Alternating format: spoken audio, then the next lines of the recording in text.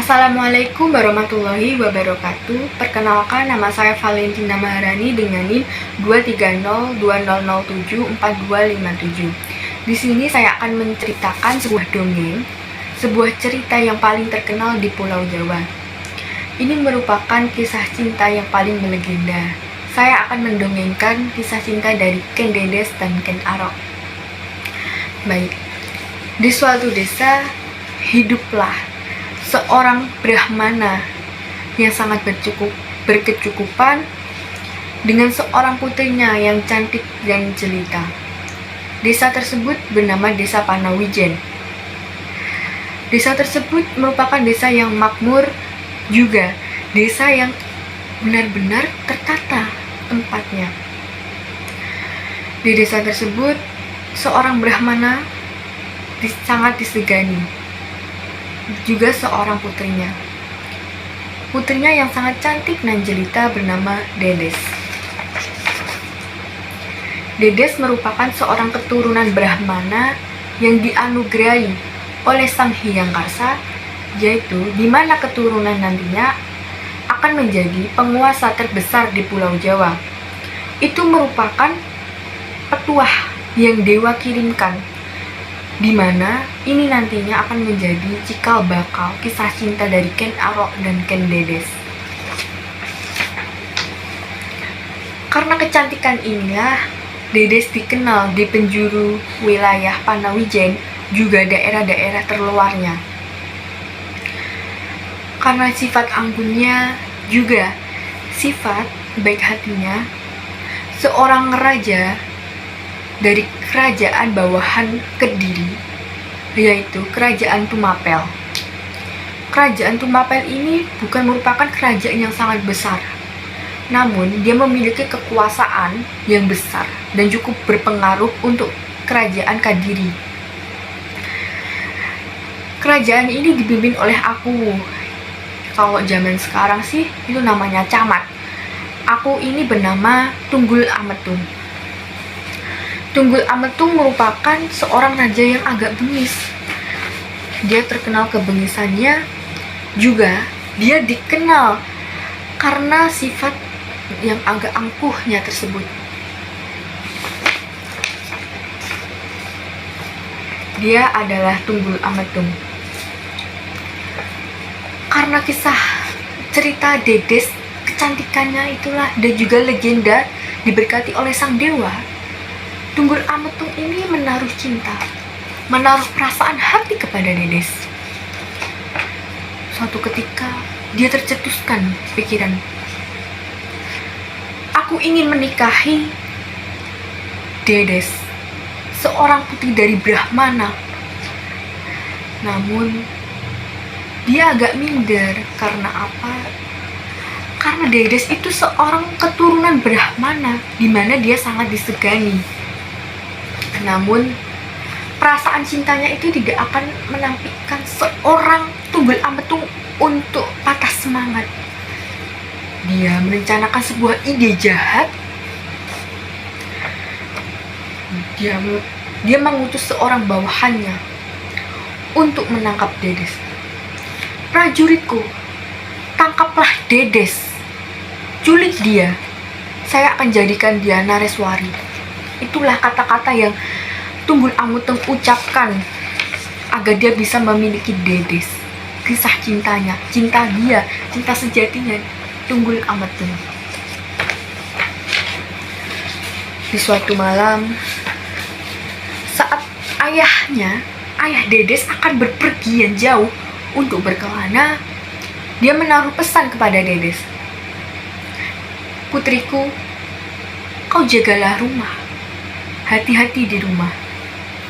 Itulah kata-kata terakhir dari seorang Brahmana, ayah dari Dedes. Waktu itu Dedes tidak terpikirkan apa-apa.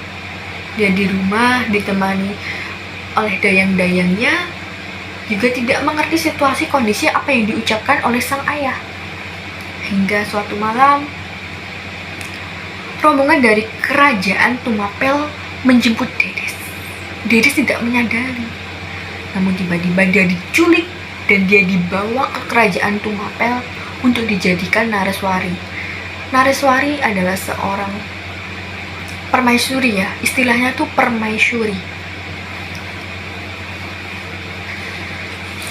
Pada waktu itu setelah Dedes dibawa ke kerajaan Tumapel, dia dinikahkan paksa dengan Tunggul Ametung.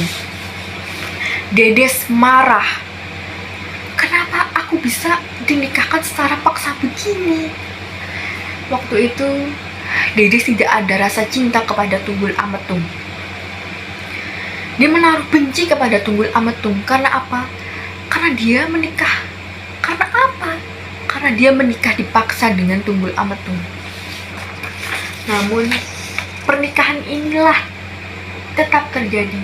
Sang Hyang tetap merestui pernikahan mereka. Di suatu ketika,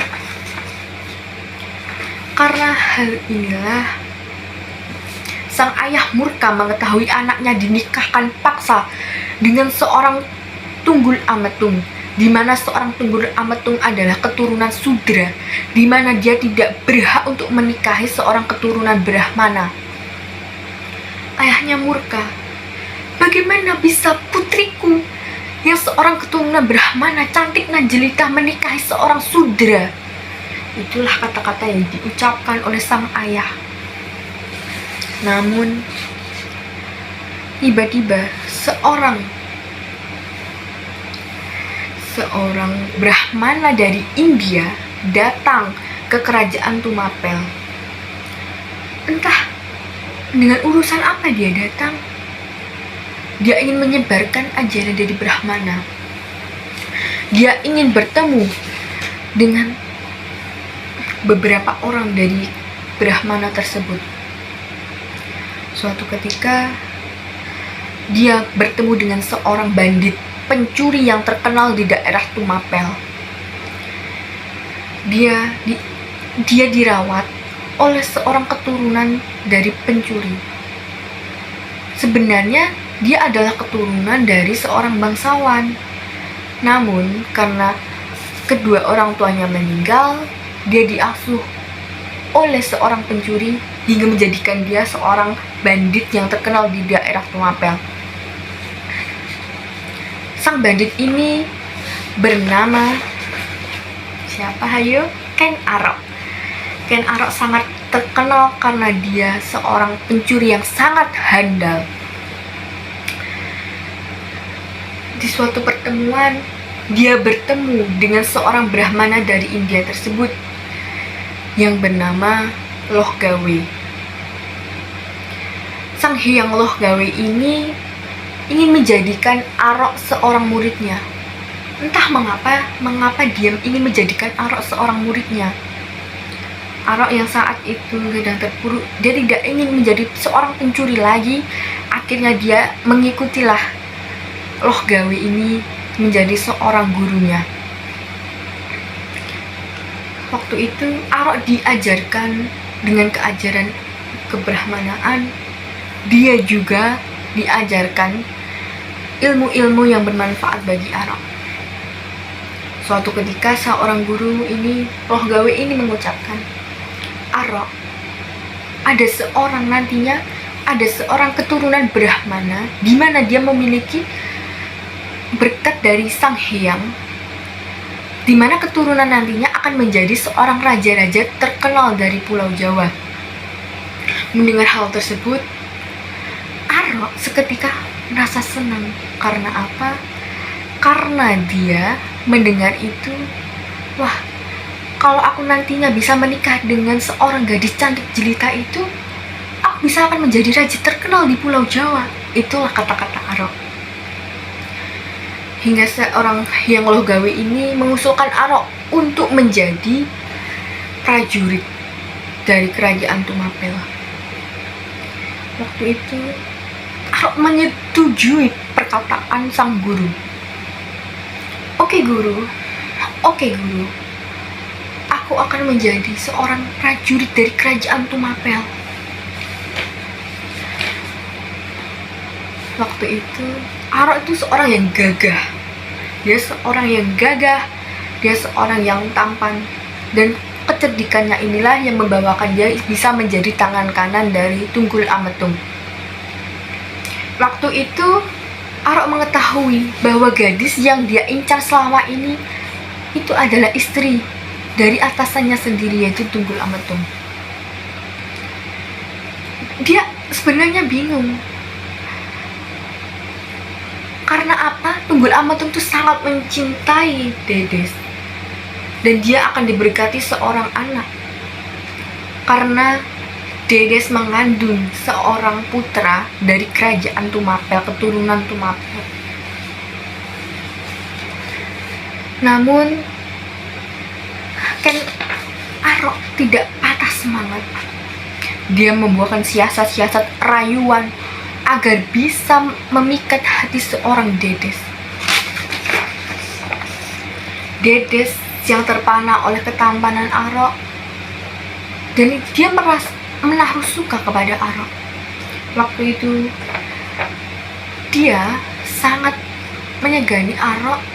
Perkataannya itu selalu dituruti oleh Dedes. Hingga suatu ketika mereka merencanakan sebuah ide yang sangat jahat dan sangat-sangat murka sekali ide mereka.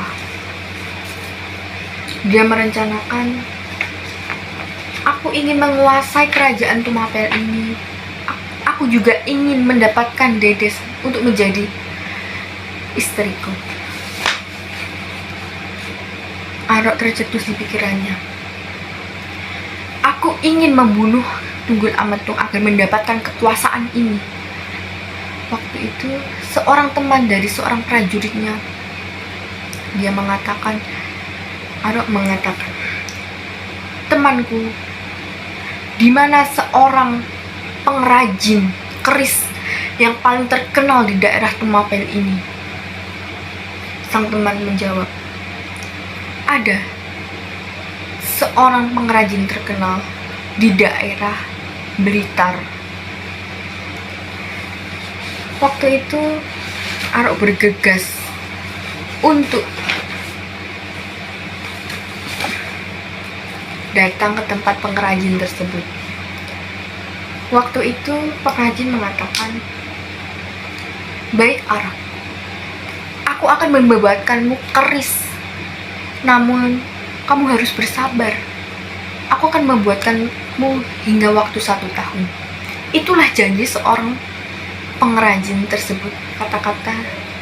Namun karena Arok yang tidak sabar, dia mencuri keris tersebut di tangan sang pengrajin. Waktu itu kurang dari 5 bulan lagi akan selesai, namun Arok tidak sabar. Dia langsung mencuri keris tersebut. Sang pengrajin murka. Dia mengatakan sumpahnya kepada Arok. Ingatlah Arok, kamu akan mendapatkan kesengsaraan karena kamu mencuri keris ini. Di mana 7 keturunanmu nanti akan terbunuh oleh keris ini. Itu adalah kata-kata dari sang pengrajin. Merencanakan ini, waktu itu dengan seorang temannya, Kebo Ijo, seorang prajurit yang sama-sama bekerja di kerajaan Tumapel, Arok mengatakan, Kebo Ijo, aku akan meminjamkanmu keris ini. Tolong simpanlah keris ini. Kebo Ijo yang memiliki sifat suka pamer, dia memamerkan kepada seluruh prajurit di kerajaan Tumapel. Wahai teman-temanku, inilah kerisku. Aku mendapatkan keris ini dari seorang pengrajin handal di kota Blitar. Mendengar hal tersebut, Arok tersenyum karena rencananya berhasil untuk menjebak Kebo Ijo. Di suatu malam, Ken Arok mencuri keris yang berada di tangan Kebo Ijo. Dia menyelinap di kamar Dedes juga Tunggul Ametung. Dengan sekelebat mata, dia langsung menancapkan keris tersebut di hati, tepat di jantung Tunggul Ametung. Mendengar itu,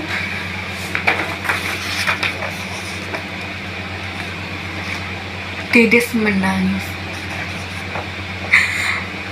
Suamiku, kenapa engkau meninggalkan aku? Anakmu ini akan segera lahir. Kenapa engkau meninggalkan aku? Namun itu adalah hanya buayan semata dari air mata Dedes. Karena apa? Dedes sudah mengetahui siasat dari Ken Arok. Tiba-tibalah waktu yang sangat-sangat tersebut, menangislah Dedes, suamiku, hingga dengan kata-kata terakhir dari Tunggul Ametung, "Permataku, wahai istriku yang paling cantik dan jelita, jagalah anak kita nantinya. Dia akan menjadi seorang raja yang terkenal. Ingatlah, aku akan selalu mencintaimu." Itulah kata-kata terakhir dari Tunggul Ametung. Mendengar hal tersebut, karena keris tersebut, fitnahan datanglah kepada Kebo Ijo. Dengan waktu tersebut, dengan kepiawaian dari Ken Arok, dia menjerumuskan Kebo Ijo. Dia membunuh Kebo Ijo atas hukuman yang membunuh sang raja, yaitu Tunggul Ametung. Karena kekosongan kekuasaan, seorang gerombolan Brahmana, juga seorang ayah dari Dedes, ingin merencanakan agar menikahkan Arok dengan Dedes. Dengan mendengar hal tersebut, Arok senang karena dia akan mencapai apa yang ingin dia inginkan, yaitu menikah dengan Dedes. Mendengar hal tersebut, dia meminta restu kepada gurunya, yaitu Loh Gawe. Loh Gawe mendengar hal tersebut, dia menyetujui untuk Arok menikahi Dedes. Pernikahan pun terjadi.